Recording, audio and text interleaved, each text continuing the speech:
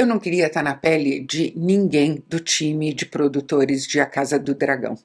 Nem do criador, o Ryan Condal, nem do Miguel Sapochnik, que dirigiu Os Ventos do Inverno, A Batalha dos Bastardos e Hard Home, e é o novo showrunner, e nem sequer na do George R. R. Martin, que é muito difícil estrear, com todo mundo querendo, já no primeiro episódio, tudo que houve de melhor em Game of Thrones e, ao mesmo tempo, procurando ali tudo em que Game of Thrones errou. Ou seja, se a expectativa do público é o maior capital que a Casa do Dragão tem ao seu favor, ela é também o elemento mais adverso com que a série tem que lidar. A essa altura, o que a gente lembra são os momentos mais bombásticos, os lances mais antológicos das 8 temporadas de Game of Thrones.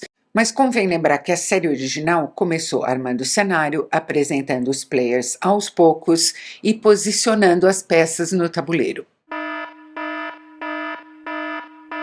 Então, para quem acha que esse primeiro episódio correu meio em fervura lenta, e eu de fato acho que 5 reuniões do conselho em 1 hora de história foi esticar um pouco a corda, para dar conta de todos aqueles diálogos expositivos, bom, mas para quem achou isso, eu digo paciência. Quando que Game of Thrones estourou e virou um assunto obrigatório e inescapável da cultura pop?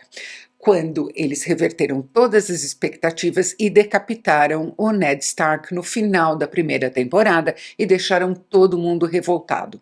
Então, calma, a coisa vai esquentar, literalmente. E a quantidade e a intensidade de violência e drama também vão escalar assim, ó, na vertical. Eu digo isso porque desde o vídeo que eu pus no ar ontem, eu vi mais 5 dos episódios que a HBO liberou para a imprensa.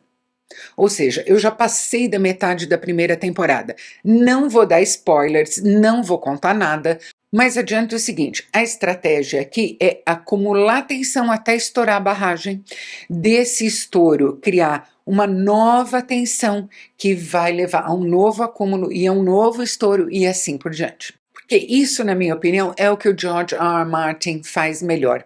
Ele lança uma situação em que o motivo de discórdia parece óbvio. É uma má ideia colocar um Stark como o conselheiro do marido de uma Lannister. Não vai dar certo. É ingenuidade aqui na Casa do Dragão acreditar que Westeros vai aceitar que uma mulher ocupe o Trono de Ferro. Mas o que ele faz a partir disso, à medida que ele vai desdobrando essa premissa inicial, que parece simples, é reproduzir com muita verossimilhança a instabilidade das decisões políticas. Cada movimento inesperado de uma peça, por menor que seja ali no canto, traz repercussões inesperadas também. Então, o que aconteceu nesse primeiro episódio talvez pareça direto e claro.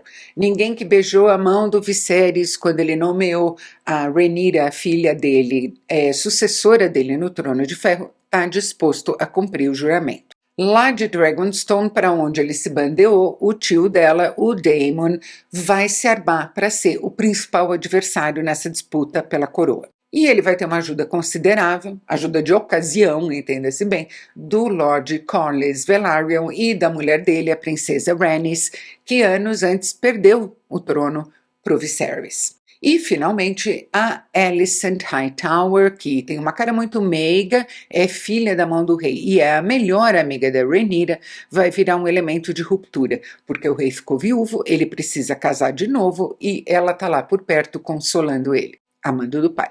Mas eu vou frisar aqui, só parece simples. A fluidez dessa situação vai fazer com que essas peças se liguem e religuem de maneiras inesperadas, em arranjos que ninguém está prevendo ainda. Para mim, esse primeiro episódio teve 2 pontos muito altos. O primeiro deles é aquele trecho fenomenal em que eles alternam a cena em que a rainha está sendo cortada de alto a baixo na raça para tirarem o bebê de dentro dela, com a cena do torneio no qual os homens estão se massacrando por esporte. As 2 cenas são de uma violência selvagem, mas a montagem alternada sublinha a diferença fundamental entre elas. A diferença entre destruir e criar, entre ter escolha e não ter, ou, em suma, entre ser homem e ser mulher. A outra cena que eu achei sensacional é aquela em que o Viserys nomeia a Rhaenyra sucessora dele na frente de todo mundo que é alguém em Westeros. É uma cena quase trágica, porque ela é ao mesmo tempo linda, opulenta, mas tudo ali transpira traição por todos os poros. O que o Viserys fez foi pôr um alvo no peito da Rhaenyra, e eu adorei a caracterização dela nessa hora, com aquela roupa cheia de ouro e de joias, que tem uma inspiração bizantina e faz ela parecer um ícone ortodoxo quase, alguém que vai ser venerado pelo sacrifício. Eu amei que inclusive puseram uma tiara kokoshnik nela, aquele aparato que as mulheres eslavas usavam na cabeça. Bárbaro. Isso, aliás, é uma das coisas que começam impecáveis em A Casa do Dragão, é a direção de arte.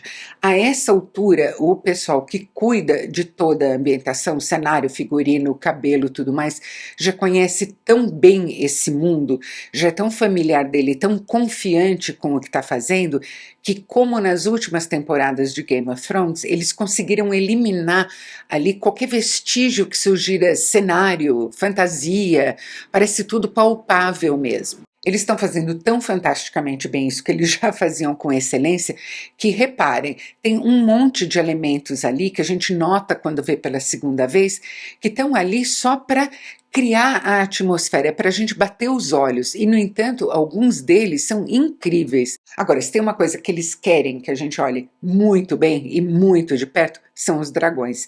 E eu achei a animação deles magnífica. Fui até olhar quadro a quadro algumas cenas, uma cena em particular do segundo episódio, e eu fiquei besta com a qualidade do detalhe, do movimento que, sim, seria o movimento natural de um animal naquela situação. Muito, muito bem feito. E eu também adorei ver as tocas em que os Targaryen guardam os dragões. Por algum motivo isso mudou tudo para mim, fez a maior diferença. E isso é fundamental porque a gente adora dragões, eu pelo menos adoro.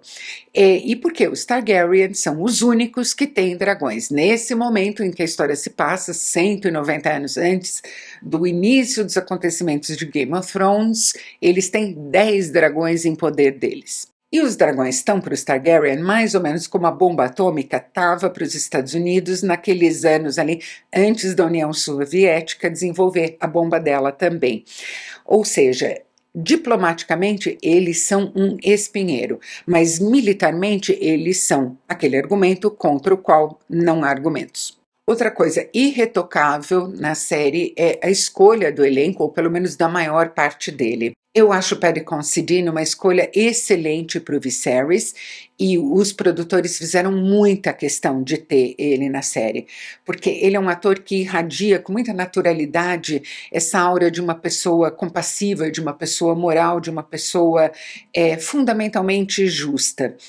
O que é um problema danado para um Targaryen e é um problema muito grande para a saúde, a integridade física, digamos assim, da Rhaenyra. Eu adorei o Rhys Ifans, é um ator de que nem sempre eu gosto, mas eu gostei demais dele como Otto Hightower, a mão do rei, porque eu até agora não consigo, tendo visto vários episódios, entender o quanto tem de lealdade e o quanto tem de dissimulação e oportunismo no relacionamento dele com o Viserys. Acho a Millie Alcock como a jovem Rhaenyra um arraso. Eu já tinha visto a Millie, ela é uma atriz australiana, em 2 minisséries, nenhuma delas muito boa.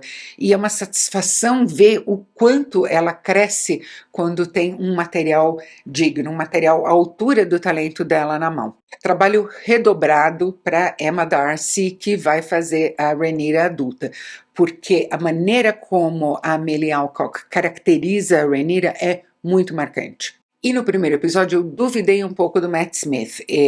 Eu acho a atuação dele forte, ele é um ator muito marcante também, mas eu achei que ele estava muito óbvio no eu sou um psicopata, eu sou um devasso, sou um conspirador, eu tenho tendências incestuosas, mas no segundo episódio ele já tem um momento ótimo, e no terceiro ele dá um show. E é isso que a gente espera de um Targaryen.